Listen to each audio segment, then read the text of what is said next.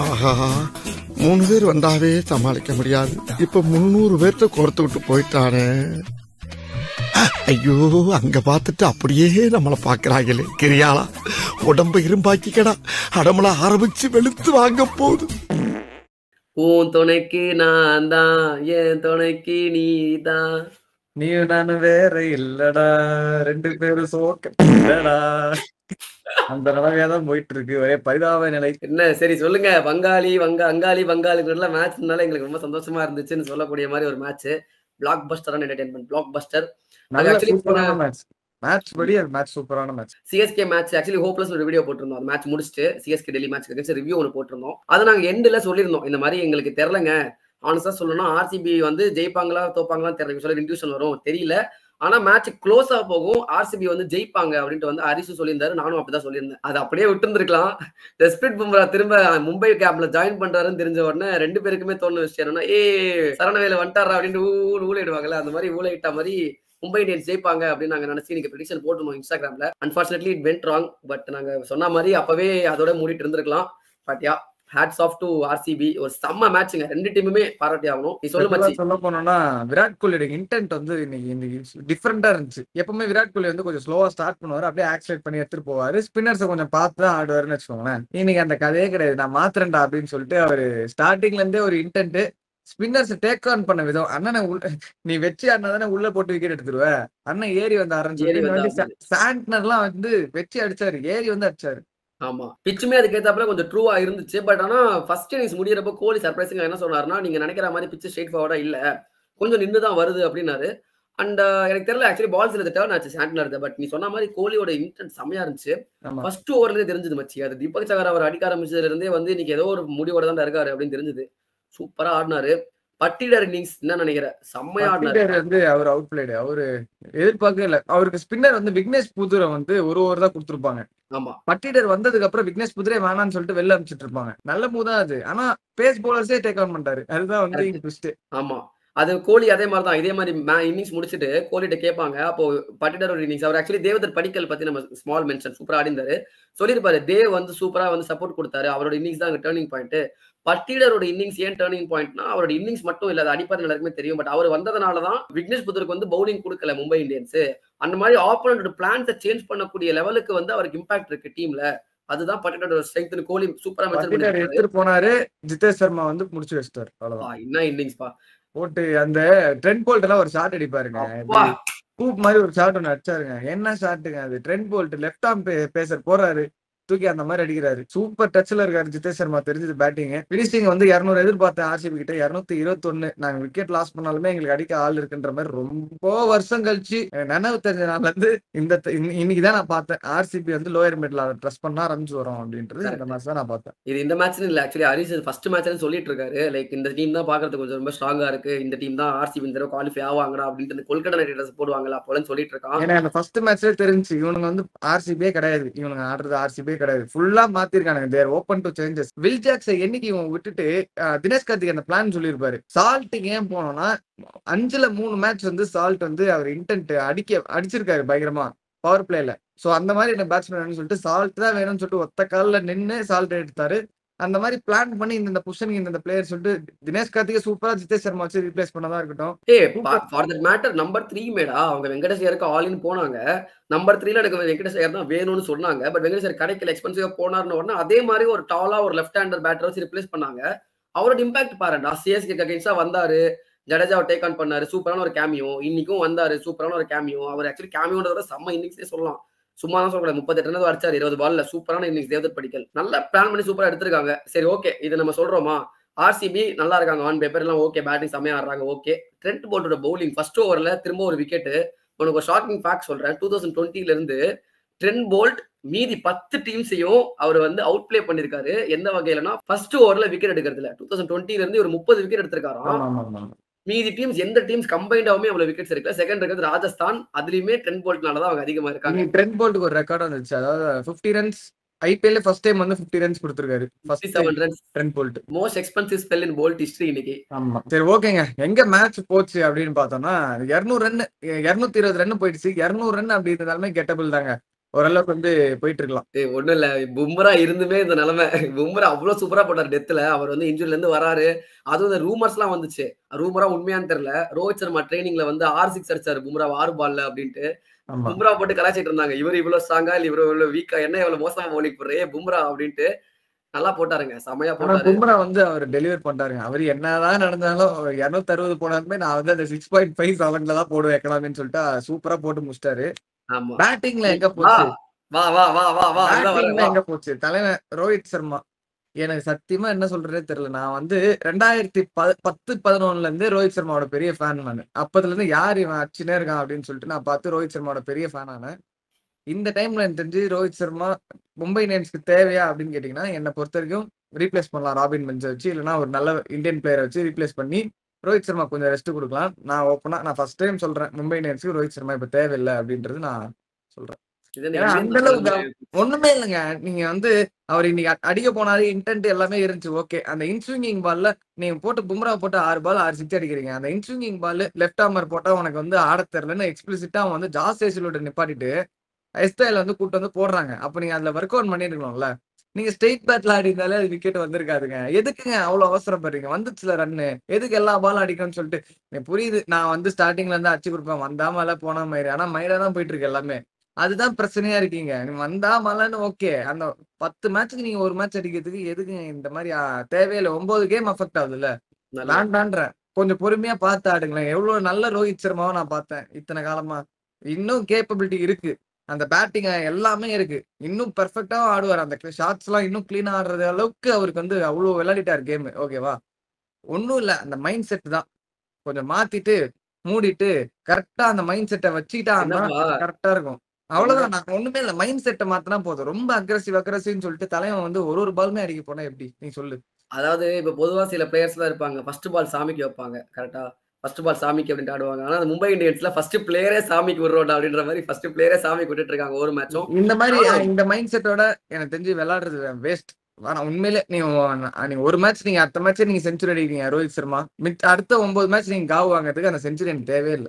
14 மேட்ச்ல 2 match perform பண்றதுக்கு வேற யாராச்சும்னா ஒரு யங்ஸ்டருக்கோ இல்ல நீங்க சொல்றது தான். இப்போ பொதுவா மும்பை இந்தியன்ஸ் யங்ஸ்டர் சான்ஸ் குடுப்பாங்க. எல்லாம் கரெக்ட் தான் இல்லன்னு சொல்லல.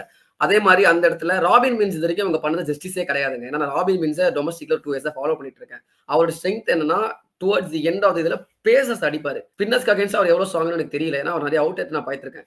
இந்த டைம்ல அவர் மிடில் ஓவர்ஸ்ல 2 மேட்ச் சான்ஸ் குடுத்தாங்க. அகைன்ஸ்ட் சிஎஸ்கேவும் சரி, அகைன்ஸ்ட் ஜிடியும் சரி. சீக்கிரம் அவுட் ஆயிட்டாரு. ஸ்பின்னுக்கு அகைன்ஸ்ட் அவுட் ஆயிட்டாரு அப்டின்ட்டு டீம விட்டு தூக்கிட்டீங்க. அது எனக்கு கரெக்ட்டா எனக்கு தெரியல. ஏன்னா அவரோட ஸ்ட்ரெங்த்தே அந்த எண்ட்ல வந்து அந்த டேக் ஆன் பண்றதா சீமர்ஸா இருக்கட்டும், பயப்படாம ஆடுவாரு. அந்த மாரி ஒரு ஜஸ்டிஸே அதுவும் இல்லாம இல்லடா இன்னொரு விஷயம் வந்து ஒன் டவுன்ல ஆடுறதுக்கு நிறைய பிளேயர்ஸ் இருக்காங்க மும்பை இந்தியன்ஸ்ல. அப்போ நீங்க நம்மந்தீர் வந்து இங்க வேஸ்ட் ஆறாரு. அவரோட கேலிபருமே வேஸ்ட் ஆகுது. ஒன் டவுன்ல எப்படி ஆடினார் போன மேட்ச் நம்ம பார்த்தோம். சூப்பரா ஆடிட்டு இருந்த பேட்ஸ்மேன். கடைசியில வந்து அவரால என்ன என்ன முடியுமோ அது பண்றாரு. ஆனா நம்மந்தீர ஃபுல் பொட்டன்ஷியலா யூஸ் பண்ண முடியும்னா அது ஒன் டவுன் பொசிஷன் தான் எனக்கு தெரிஞ்சு நான் பார்த்ததுல. அங்க நீங்க அப்ப நம்மந்தீர எடுத்ததுக்கு பதிலா மேபி ஒரு நேகல் வதேரா எடுத்திருக்கலாமோ? ஏன்னா நேகல் வதேரா போட்டு பொளந்துட்டு இருக்காரு இங்க. கரெக்ட் நீங்க தான். உங்க நான் உங்க ஒத்துக்கிறேன். டீம் நீங்க ப்ராப்பரா செட் பண்ணும்போது எதுக்கு ஒன் டவுன்ல அத்தனை பிளேயர்ஸ் இருக்காங்கன்னு தெரிஞ்சு நம்மந்தீர் ஏன் போனீங்க? அப்ப சூப்பர். ரீட்டைன் பண்ணீங்க. அது ஒரு வேலிட். விஷயம் யோசிச்சிருக்கலாம். சூப்பர். வேலிடா சொன்னேன். எனக்கு இன்னொரு விஷயம் நான் ஒரு 3 வருஷம் முன்னாடி ஒரு விஷயம் சொன்னேன். இது உனக்கு ஞாபகம் இருக்கான்னு தெரியல. Rohit Sharma as a opener for in ஐபிஎல்ல விட எனக்கு ரோஹித் சர்மா நம்பர் 4 எனக்கு வந்து ஆக்சுவலி ரொம்ப பிடிக்கும். அவர் வந்து அந்த இம்பாக்ட் இன்னும் கொஞ்சம் பெட்டரா இருந்த மாரி எனக்கு தோணுச்சு ஓவர் தி இயர்ஸ். ஏன்னா அவரு ஓப்பனிங் வந்து அடிக்கிறாரு ஓகே தான். பட் நம்பர் 4 அந்த ஸ்டெபிலிட்டி குடுத்து நல்ல ஃபினிஷருங்க ரோஹித் சர்மா. நிறைய பேர் ஒத்துக்க மாட்டாங்க. நிறைய பேருக்கு தெரியாது. ரோஹித் சர்மா இப்ப கிரிக்கெட் பார்க்க ஆரம்பிச்சவங்கலாம் வந்து மும்பை இந்தியன்ஸ்க்கு அவர் அடிக்கவே மாட்டாருங்கன்னு நினைச்சிட்டு இருக்கீங்க. ஆனா மும்பை இந்தியன்ஸ்க்கு கிங் ஒரு கட்டத்துல வந்து ஆமா. ரன்னா அடிச்சு குவிப்பார் தலைவர். அதனாலதான் இவ்வளவு ரன்ஸ், இவ்வளவு 50s, இவ்வளவு மேன் ஆஃப் த மேட்ச் எல்லாம் வாங்கி வச்சது எங்க? டெக்கான் சார்ஜர்ஸ் கொஞ்சம் இருந்தாலுமே மும்பை இந்தியன்ஸ் தான் அவர் ஜாஸ்தி வாங்கி வச்சது. இருக்கிறதுலே ஒயிட் பால்லே பெஸ்ட் பிளேயர் தான் அது ரோஹித் சர்மா தான். நான் கண்டிப்பா. என்ன அவரு ஒரு அவர் எபிலிட்டிலாம் எனக்கு டவுட்டே கிடையாது மச்சி. ஹிட்டிங் எபிலிட்டியா இருக்கட்டும், ஒரு கிளாஸ் எல்லாமே மாசுங்க அவரு. ஒரு பிரெண்டன் மெக்கலம், ரோஹித் சர்மா அந்த மாரி எனக்கு பிரெண்டன் மெக்கலம் அந்த மாரி பார்த்திருக்கேன் நானு. ரோஹித் சர்மா அவ்ளோ ஒரு இதுவா இருக்கிற பிளேயரு. அவரும் அதுதான் பிரெண்டன் மெக்கலமும் இது மாரி தான் பண்ணுவாரு. இப்போ எல்லா பால் அடிக்க போறது, இவரும் தலைவர் வந்து எல்லா பால் நீங்க அவ்ளோ விளையாடிட்டீங்க கிரிக்கெட் எனக்கு புரியுது. ஆனா யூ ஷுட் ரெஸ்பெக்ட் த பவுலர்ல. இந்த ஓவர்ஸ் ரன் வந்துச்சுன்னா கொஞ்சம் கவுண்ட் பண்ணி ஆடுனா தான் என்ன? அது கொஞ்சம் பார்க்கலாம். சரி விடுங்க. தலைவர் நீ விடுங்க. என்ன நினைக்கிற? மிடில் ஆர்டர் தள்ளலாமா? ரோஹித் சர்மா நம்பர் 4ல ஆட வச்சுட்டு ஜாக் ரிக்கல்டன் ஓப்பனிங் அப்பனா நமந்திரும் ரோஹித் சர்மாவே ஓப்பனிங் இருக்கட்டும். அவர் ஆடுவாரு தான். இல்லன்னு நம்ம சொல்ல முடியாது. ஆனா டீம்ல இருக்கட்டும். டீம்ல இருக்க வேணான்றியா? ஒண்ணு ரோஹித் சர்மா கொஞ்சம் மைண்ட் செட்டை மாத்தி டீம் கொஞ்சம் ரெஸ்பான்சிபிள் ஆனா நல்லா இருக்கும். இல்லைன்னா வந்து விளையாட வைக்காம வெளில உட்கார்றது நல்லா இருக்கும். ஏன்னா ஓகே. 2 டவுன்ல திரும்ப நீங்க அவர் ஆட வச்சு அதெல்லாம் பண்றது வேஸ்ட் தான். ஏன்னா ஆட ஆள் இருக்கு. மிடில் ஆர்டர் வந்து டைட்டா கரெக்டா இருக்கு. பேக்டா இருக்கு. அங்க ஆடுறதுக்கு ஃபர்ஸ்ட்ல ஒரு ஆள் வேணும். அது வந்து ரோஹித் சர்மா ஆடக்கூடிய பிளேயர் தான். அவர் வந்து லேக் பண்றாரு மைண்ட் செட். நெக்ஸ்ட் வந்து இன்னைக்கு சூரியகுமார் யாதவோட அந்த ஒரு இன்னிங்ஸ் அவரு பாஸ்ட் மேட்சஸ்ல வந்து சூப்பரா விளையாடிட்டு இருந்தாரு. இன்னைக்கு வந்து கொஞ்சம் இந்த 28 பால் 30 அந்த மாதிரி எதுவும் ஆடினாரு. 28 26 பால் 28. அது கொஞ்சம் வந்து மும்பை இந்தியன்ஸ் வந்து அந்த கஷ்டமான பொசிஷன்ல உட்கார வச்சுச்சு. மத்தபடி அவர் மேல குறை சொல்ல முடியாதுங்க. அவரு வந்து இந்த மேட்ச் கொஞ்சம் வந்து படல. அந்த மாதிரி ஒரு ஒரு மேட்ச்சுக்கு ஒருத்தருக்கு படாம போயிடுச்சு. ஒரு மேட்ச் திலக் வர்மா போன மேட்ச் ஆச்சு. ஆமா. அதனால ஜிடிக்கு அகைன்ஸ்ட் ஹர்திக் பாண்டியா பண்ணாரு. அதேதான். உங்களுக்கு ஆக்சுவலி இதான் மச்சி. இப்போ எங்களுக்கு என்ன தெரியுமா? சிஎஸ்கேக்கு இப்போ இதுதான் பிரச்சனை அப்படின்னு தெரியும். மிடில் ஆர்டர் இல்ல. அதான் பிரச்சனை. அந்த இன்டென்ட் இல்ல. எல்லாமே தெரியும். உங்களுக்கு என்னன்னா டீம் எல்லாம் செம்மையா இருக்கு. எங்களுக்குமே டீம் நல்லா இருக்கு. எக்ஸிகியூஷன் சரியில்ல. அது விட்டுரு. பட் உங்களுக்கு என்னன்னா டீம் நல்லா இருக்கு. எல்லாமே சூப்பரா பண்றீங்க. அந்த ஒரு பேட்டர் ஒரு மேட்ச்ல சொதப்பிடுறாங்களா? அதுதான் உங்களுக்கு வந்து கடைசில வந்து பேக் ஃபயர் ஆகுது. அது எனக்கு தெரிஞ்சு ரொம்ப நாள் நிலைக்காதுல்ல. எப்படி இருந்தாலும் இது இப்போதைக்கு ஓகே. பட் போக போக அதுதான் எனக்கு இருக்கிற ஒரே சந்தோஷம் என்னன்னா டீம் சூப்பரா ஆடுதுங்க. டீம்ல ஆமா. எல்லாருமே கான்ட்ரிபியூட் பண்றாங்க. டீம் பக்காவா இருக்கு. ஒரு 2 மிஸ்டேக்ஸ்னால வந்து நம்ம தோக்குறோம். எனக்கு இன்னைக்கு தோத்ததுல ஒரு சந்தோஷம் என்னன்னா இன்டென்ட்லாம் போலங்க எங்க டீம். அது ஒரு சந்தோஷங்க. நல்ல மேட்ச் சூப்பர். ஹர்திக் பாண்டியா அப்பா! அப்பா சாமி! சாமி! சூப்பர்ரா டேய்! கேப்டன். கேப்டன். உண்மையிலே இந்த ரொம்ப கவலைப்பட்டது நான் மேட்ச் தோத்தத விட ஹர்திக் பாண்டியாக்கு ரொம்ப கவலைப்பட்டேன். ஒரு மேட்ச்மே அவ்ளோ எஃபோர்ட் போடுறாருங்க. மனுஷன் வந்து எதையாவது பண்ணி ப்ரூவ் பண்ணி நம்ம அந்த குடுத்த ரோலுக்கு வந்து ஜஸ்டிஸ் பண்ணிடலாம் கேப்டன்சிக்குன்னு சொல்லிட்டு அவ்ளோ எஃபோர்ட் போறாருங்க. பவுலிங்ல நான் ஹர்திக் பாண்டியா கிட்ட அவ்ளோ வேரியேஷன்ஸ் பாக்குறேன். யோசிக்கிறாரு. பாலுக்கு பால் பவுலிங்ல யோசிக்கிறாரு. இந்த பேட்ஸ்மேனுக்கு இங்க தான் போடணும். எக்ஸிகியூஷன் பக்கா. எங்க போடணும்னு நினைக்கிறாரோ அங்க தான் போடுறாரு. நார்மலா போடுற மாதிரி போடல அவரு. அவ்ளோ யோசிச்சு யோசிச்சு போடுறாரு. சூப்பர். பவுலிங்ல பர்பிள் கேப் எடுத்துட்டாரு. 5 விக்கெட் 5 விக்கெட் எல்லாம் எடுத்துட்டாரு இந்த வருஷம். அந்த மாதிரி அவ்வளவு கான்ட்ரிபியூட் பண்றாரு. பேட்டிங்ல இன்னைக்கு தெறிக்க விட்டாரு. அப்பா! நான் பாலுக்கு பால் பாக்குறேன். பால் பார்த்தேன் 6. 2வது பால் போச்சு. 3வது பால் போச்சு. 7 பால் தொடர்ந்து பவுண்டரி அடிச்சு இன்னைக்கு துவம்சம் மாட்டாரு. அப்படியே ஸ்கோர் அப்படியே அந்த மொமெண்டம் ஷிஃப்ட்னா அதுதான். அந்த கேப்டன்ஸ் நாக்கு தெறிக்க விட்டாப்ல. ஹார்ட் லக் வேற பாண்டியா. லெவல். ஆமா. அந்த வெரி ஃபர்ஸ்ட் பால்ல இருந்து நீ சொன்ன 7 பால்ல 6 பால் பவுண்டரி. ஃபர்ஸ்ட் 7 பால்ல. என்ன இன்னிங்ஸ்டா! அந்த குருணால் பாண்டியாக்கு அகைன்ஸ்டா அந்த 2 சிக்ஸ் அடிச்சுட்டு ஒரு லுக் ஒண்ணு விடுவாரு பாரு குருணால் பாண்டியாவ பார்த்து. என்ன அப்டின்னுவாரு. அண்ட் அவரு வந்து இருக்கிற வரைக்குமே மும்பை ஜெயிப்பாங்கன்னு தான் வந்து நானுமே நினைச்சுட்டு இருந்தேன். 28 ஃப்ரம் 2 ஓவர்ஸ். ஹர்திக் பாண்டியா ஒரு ஓவர் மாட்டுச்சுன்னா முடிச்சுருவாங்க அப்டின்னு தான் இருந்துச்சு. அன்பார்ச்சுனேட்லி அவருக்கு முக்கியமான நேரத்துல அவுட் ஆயிட்டாரு. But yeah Mumbai Indians on good track தோத்துட்டாங்க. பட் ஸ்டில் எனக்கு தெரிஞ்சு they are on good track. ரொம்ப அசிங்கமாலாம் தோக்கல. நீ சொல்ற மாரி இன்டென்ட் எல்லாம் இருக்கு. இன்டென்ட் இருக்கு. டீம் பக்காவா இருக்கு. பவுலர்ஸ் கரெக்ட்டா இருக்கு. எல்லாம் ஓகே தாங்க. இந்த மேட்ச் என்ன வாங்கடேனால போயிடுச்சு கொஞ்சம். ட்ரெண்ட் போல்ட்க்கு இன்னைக்கு கொஞ்சம் ஃபெயிலியர் ஆச்சு நாளு. ட்ரெண்ட் போல்ட் ரெட் கொஞ்சம் பால் கரெக்ட் பண்ணிட்டா மேபி ட்ரெண்ட் போல்ட் கிட்ட இருந்து கொஞ்சம் விக்கெட்டோ கொஞ்சம் ரன் கம்மியா வந்திருந்தா வச்சுக்கோங்க. ஒரு டிஃபரன்ஸ் இருந்திருக்கும் மேட்ச்ல கண்டிப்பா. ஆனா ஒரே ஒண்ணும் சொல்ல முடியாது. ஓகே. இதுல ஒரு மத்தபடி விஷயம் நம்ம யாருமே பேசாத ஒரு விஷயம் என்னன்னா, ஆக்சுவலி தீபக் சகரோட impact for Mumbai Indians thus far. அவரு எனக்கு ஏதோ ஃபர்ஸ்ட் மேட்ச்ல அடிச்சாரு. ஒரு விக்கெட் எடுத்தாரு. ராகுல் திரிபாதி விக்கெட் எடுத்தாரு. ஓகே தான். பட் அத தாண்டி தீபக் சகர் நம்ம எதிர்பார்த்த அளவுக்கு இம்பாக்ட் தரதில்ல மும்பை இந்தியன்ஸ்க்கு. நீ நோட் பண்ணியான்னு தெரியல. அவருக்கு ஸ்விங்கும் ஆக மாட்டேங்குது இப்ப இருக்கிற கண்டிஷன்ஸ்ல அந்த அளவுக்கு. அப்படி இருக்கப்போ மேபி இன்னொரு மேட்ச் பார்ப்பேன். நானா இருந்தா தீபக் சகருக்கு சான்ஸ் குடுப்பேன். பட் அந்த மேட்ச் சொதப்பிட்டாரு அப்படின்னா, என்ன 10 ரன்னுக்கு மேல போறார்றா எக்கானமி ரன் ரேட். ரொம்ப அதிகம். ஏன்னா டெத்லயும் போடுறது இல்ல. நீ பவர் பிளேல போடுற, மிடில் ஓவர்ல போடுற, நீ 10 ஓவர் 10 ரன் தரேன்னா, மேபி அவர உட்கார வச்சுட்டு ப்ரூவ் பண்ண ஒரு யங்ஸ்டர் இந்த அஸ்வினி குமாருக்கு இன்னும் ஒரு எக்ஸ்டெண்டட் ரன் இன்னும் 2 மேட்ச் தரலாமோன்னு தோணுச்சு. ஏன்னா பும்ரா வந்துட்டாரு. சோ இந்த மேட்ச் வந்து விட்டுருங்க. ஆனா பாப்போம். இன்னும் 2 மேட்ச் தெரிஞ்சிரும். தீபக் சகருக்கு வேற வேற கண்டிஷன்ஸ்ல ஆடும்போது. இது வான்கடே இது சொல்ல முடியாது. 10 ரன் நம்ம வான்கடையில தான்டா இனிஷியலா ஸ்விங் இருக்கும். வான்கடையில தான் அவனுக்கு ஃபர்ஸ்ட் இருக்கும். போனாலும் ஓகே. அவன் ஆடுற பேட்ஸ்மேன் அவனும் பாக்குறாங்க. என்ன பண்றது ஆப்போசிட்ல அதுதான் சொல்றேன். இந்த சீரிஸே பாரு. நீ வான்கடையில இந்த மேட்ச் விட்டுறேன். நீ இதுக்கு முன்னாடி யார் கூட ஆடுனீங்க? யார் கூட தோத்தீங்க? லக்னோவுக்கு அகைன்ஸ்டா தோத்தீங்க. அந்த மேட்ச் பாரு. எக்ஸ்பென்சிவா தான் போனாரு. குஜராத்துக்கு அகைன்ஸ்டா எக்ஸ்பென்சிவா தான் போனாரு. கொல்கட்டாக்கு அகைன்ஸ்டா நல்லா போட்டாரு வான்கடையில. அந்த மேட்ச் நல்லா போட்டாரு ஒத்துக்கிறேன். பட் அபார்ட் ஃப்ரம் தட் அந்த இம்பாக்ட் மேபி ஏன்னா அஸ்வினி குமாருக்குமே அது ரொம்ப ஒரு ஹார்ஷ் த்ரூட் மாதிரி இருந்துச்சு. ஃபர்ஸ்ட் மேட்ச்ல 4 விக்கெட் ஆல் எடுத்தாரு. செகண்ட் மேட்ச் கொஞ்சம் எக்ஸ்பென்சிவ். பும்ரா வந்ததுனால நீங்க அஸ்வினி குமார் டிராப் பண்ணிட்டீங்க. ஓகே தான் ஃபைன். நான் தப்பு சொல்லவே இல்ல. பட் மேபி அடுத்த மேட்ச் ஒரு மேட்ச் பார்த்துட்டு தீபக் சார் அப்போ எக்ஸ்பென்சிவா போனாருன்னா ப்ராபபிலி வை நாட். ஆனா அவர் அந்த ஷாட் செமையா அடிச்சாருடா குணால் பாண்டியாவை. எப்பா டேய்!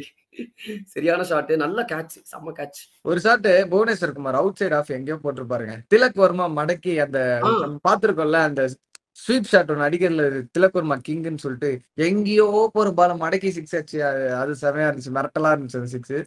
Tilak Varma the man of comebacks match player. அப்படி ஒரு அவமானம் நடந்துச்சுன்னா நெஞ்சில வாங்கிட்டு சும்மா கன்னு மாதிரி திருப்பி கொடுக்குற ஒரு ஆளு. இதுக்கு முன்னாடி வந்து ஹர்ஷதீப் சிங் வந்து போட்டு ஒரு போல்ட் ஆக்கியிருப்பாரு கடைசி நேரத்துல. டெம்போ அதுக்கு உடஞ்சிருக்கு. அடுத்த மேட்சே பஞ்சாப் கூட வந்து விளையாடும் போது ஹர்ஷதீப் சிங் வெச்சு 20 ரன் மேல அடிச்சாப்ல அந்த ஆளு. ஆமா. அந்த மாதிரி என்னடா வந்து ரிட்டையர்ட் ஆகிட்டு கூப்பிடுறீங்கன்னு சொல்லிட்டு இந்த மேட்ச் சம்பவம் திலக் வர்மா. அவரு ரிட்டயர் அவுட் கூப்பிட்டதெல்லாம் பிரச்சனை இல்ல. அதெல்லாம் வந்து அவரும் ஸ்போர்ட்டிவா தான் எடுத்திருக்காரு. அது ஒரு இந்த ஃபேன்ஸ் பண்ண ஸ்போர்ட்டிவா வேலை சரியில்ல. எடுத்துக்கிட்டாலுமே அது ஒரு இம்பாக்ட் தான். நம்மளால விளையாட முடியாதுதா, நம்மள ஒரு வாட்டி ரிட்டையர் அவுட் கூப்பிட்டாங்கன்னு சொல்லிட்டு அது எப்போ வேணா நினைச்சு பார்த்தாலும் ஒரு பிளேயருக்கு அது இதுவா தான் இருக்கும். கரெக்ட் தான். பட் அந்த மேட்ச் எனக்கு ஏதோ அவருக்கே தோணுச்சுன்னா, அவர் ஒரு ஷாட் அடிச்சுட்டு அவர் கத்திட்டு கிடந்தாரு. ஃப்ரஸ்ட்ரேட் ஆயிட்ட மாரி. சோ அது okay. But all that being set நீ சொன்னது ஓகே தான். அந்த மைண்ட் செட் திலக் வர்மா 1 சரியான கம்பேக் கொடுத்தாருங்க திலக் செம்ம வர்மா. கம்பேக், செம்ம இன்னிங்ஸ். சரி எல்லாம் விட்டுரு. கடைசியில வரும் 20th ஓவர். அதாவது நான் தமிழ் கமெண்ட்ரி தான் பார்த்துட்டு இருந்தேன். அன்பார்ச்சுனேட்லி இங்கிலீஷ் கமெண்ட்ரி எங்க வீட்ல இன்னைக்கு எடுக்கல. தமிழ் நாங்க கமெண்ட்ரி பசங்க சேர்ந்து பார்த்துட்டு பார்த்துட்டு இருந்தோம். எல்லாம் சொன்னாங்க குருணால் பாண்டியா தான் 18 19 ரன் தான் இருந்துச்சு. கடைசி அது ஒரு அடிச்சிருவாங்க ஈஸியா. கமெண்டேட்டர்லாம் அப்படியே கூறாங்க குருணால் பாண்டியா அங்க அட்டாக் பண்ணுவாங்க அப்படின்னு. குருணால் இல்ல பாண்டியா அப்பத்துல இது இருந்து ஸ்லாக மாத்தி பத்ரியா கலாய்க்கணும்னு நினைச்சிட்டு இருப்பாங்க. பத்ரி சொல்லல அத. அவர் சொல்ல இல்ல, இது பாவம். இன்னொருத்தர். வேற ஒருத்தர். ஓகேங்களா? குருணால் பாண்டியாங்க அப்படின்னு சொல்லிட்டு இருந்தாங்க. எல்லாருமே வந்து ஈஸியா இந்த ஓவர் அடிச்சு ஜெயிச்சிருவாங்கப்பா அப்படின்ட்டு. எனக்கு ஆனா அப்பவே தோணுச்சு இந்த குருணால் பாண்டியா மத்த ஸ்பின் பவுலரா இருந்தா ஓகே, நீங்க சொல்ற லாஜிக். இவன் ஸ்பின் பவுலரே கிடையாது. அடிக்கிறான், மாங்கா அடிக்கிறான்.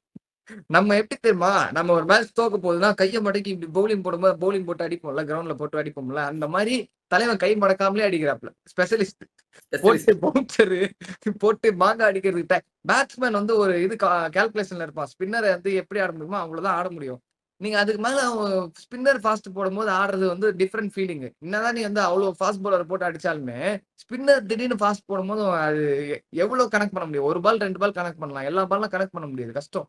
அந்த மாதிரி 2 பேருமே நல்லா ஷாட் தான் ஆட போனாங்க. தீபக் சாகரும் சாட்டும் நல்லா ஆடினாங்க. சின்ன ஒரு டைமிங் இதனால அது கேட்ச் போச்சு. அந்த சின்ன டைமிங் எதுல இருந்து போச்சு? அந்த ஆள் போட்ட பேசினால. கரெக்ட். அதாவது ஆர்சிபி அவர் வந்து 9 கோடி எடுத்து எடுக்கும்போது நிறைய பேர் வந்து கொஸ்டின் பண்ணாங்க. இவர் ஆக்சுவலி டியூவல் ரோல் பண்றாரு. ஏன்னா பேட்டிங், பவுலிங் தானே எல்லாருக்கும் தெரியுமா? இல்ல. இவர் வந்து ஒரு பிளேயராவும் ஆடுறாரு, ஒரு த்ரோ டவுன் ஸ்பெஷலிஸ்டாவும் ஒர்க் பண்ணுவார்னு நினைக்கிறேன் நெட்ஸ்ல. ஏன்னா நீ சொன்ன மாதிரி தான் போட்டு த்ரோ டவுன் ஸ்பெஷலிஸ்ட் மாதிரி போடுவாருங்க ஃபாஸ்டா. சிங்கிள் ஸ்ட்ரைக்கர் மோடி பால போட்டு தூக்கி தூக்கி எறிறாங்க.